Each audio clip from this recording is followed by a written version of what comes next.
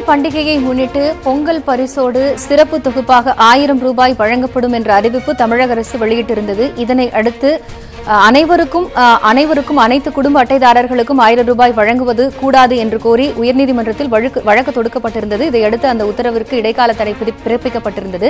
வறுமை கோட்டிற்கு கீழ் இருக்கக்கூடிய குடும்ப அட்டைதாரர்களுக்கு மட்டுமே பொங்கல் பரிசோடு சிறப்பு தொகுப்பாக 1000 ரூபாய் வழங்க வேண்டும் என்று உத்தரவிட்டிருந்த நிலையில் தற்போது சர்க்கரை மட்டும் பெறும் குடும்ப அட்டைதாரர்களுக்கும் 1000 ரூபாய் வழங்கலாம் என்ற உத்தரவை சென்னை உயர்நீதிமன்றம் பிறப்பித்திருக்கிறது.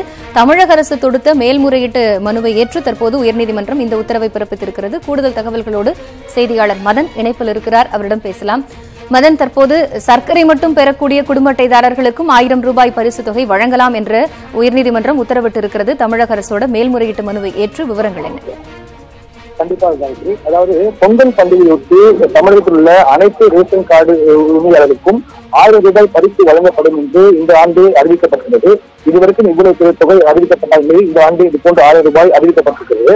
இதை எதிர்த்து சென்னை உயர்நீதிமன்றத்தில் கோவையை சேர்ந்த சமூக ஆர்வலர் டேனியல் ஜேசப் ஒரு வழக்கு தொடர்ந்தார். அதாவது இது போன்று வறுமை கோட்டிற்கு கீழே மட்டுமே இந்த பரிசு தொகை வழங்க வேண்டும், வறுமை கோட்டிற்கு மேல் எல்லோருக்கும் இது போன்று தலா 1000 ரூபாய் வழங்குவது மக்களுடைய வரிப்பணத்தை வீணடிப்பது போலாக உள்ளது.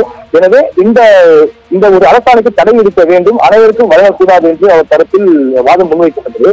இதனை நீதிபதிகள் சத்யநாராயணன் மற்றும் ராஜமாணிக்கம் அடங்கிய அமர்வு தமிழக அரசுக்கு பல்வேறு கண்டனங்களை தெரிவித்துள்ளார்கள். இது போன்ற இலவசங்களை கொடுத்து மக்களை ஏமாற்றி வருவதாகவும், அது மட்டும் இல்லாமல் கட்சியின் நிதியிலிருந்து இது போன்ற அனைவருக்கும் பணம் கொடுத்தால் நீதிமன்றம் தலையிடாது, ஆனால் மக்களுடைய வரிப்பணத்தை கொண்டு எதற்காக அவசியம் இல்லாதவர்களுக்கும் இது போன்று பரிசு வழங்கப்படுகிறது.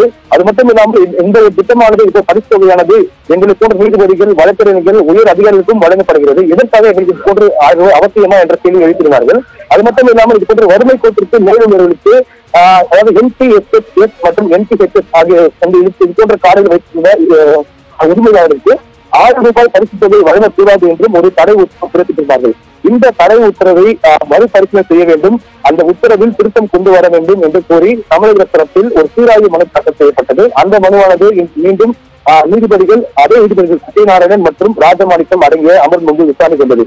அப்போது அரசின் ஆஜரான வழக்கறிஞர்கள் அதாவது தடை உத்தரவு பிறப்பிப்பதற்கு முன்னதாகவே, அதாவது இது போன்ற NPHS என்ற குறியீட்டில் கொண்ட ரேஷன் அட்டை உரிமையாளருக்கு 1000 ரூபாய் பரிசு தொகை வழங்கக்கூடாது என்று தடை உத்தரவு பிறப்பிக்கப்பட்டது. அந்த அட்டை உத்தரவில் தமிழகத்தில் சுமார் 10,11,000 பேர் வைத்துள்ளார்கள். ஆனால் தடை உத்தரவு பிறப்பிப்பதற்கு முன்னதாகவே சுமார் 4 லட்சம் பேர் இந்த அட்டை கொண்டிருந்த 4 லட்சம் பேர் பெற்றுள்ளார்கள். எனவே மற்றவர்களுக்கும் வழங்க வேண்டும் என்று கோரிக்கை வைக்கப்பட்டது. அது மட்டும் இல்லாமல் கடந்த 2015ஆம் ஆண்டு தமிழகத்தில் ரேஷன் கடைகளில் அரிசி தட்டுப்பாடு வரும்போது இது போன்ற கார்டுகள், அதாவது ரேஷன் கார்டுகள் சில சிறுகள் கொண்டு வரப்பட்டது. அதாவது அரிசி மற்றும் சர்க்கரை வாங்கி வந்தவர் சிலர் கூடுதல் சர்க்கரை பெற்றுக் கொள்ளலாம் என்ற ஒரு விதிகள் கொண்டு வரப்பட்ட போது அவர்கள் அரிசி வேண்டாம், சர்க்கரை மட்டுமே போதும் என்று சில அட்டைதாரர்கள் தமிழருக்கு வாங்கிக் கொண்டார்கள். அதன்படி அவர்களை பார்க்கும்போது தற்போது அவர்களும் வறுமை கோட்டில் தான் உள்ளார்கள் தவிர அவர்களை மேல்மட்ட மக்களாக பார்க்க முடியாது. எனவே அவர்களுக்கும் 1000 ரூபாய் பரிசு தொகை வழங்க உத்தரவிட வேண்டும், எனவே இந்த உத்தரவில் திருத்தம் கொண்டு வர வேண்டும் என்று அவர்கள் தரப்பில் வாதிடப்பட்டது.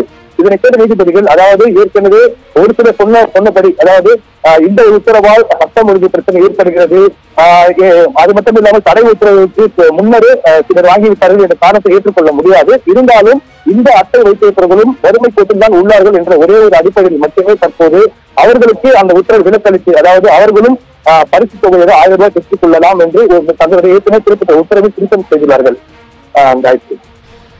நன்றி மதன், தற்போதைய தகவல்களை விரிவாக வழங்கியமைக்கு.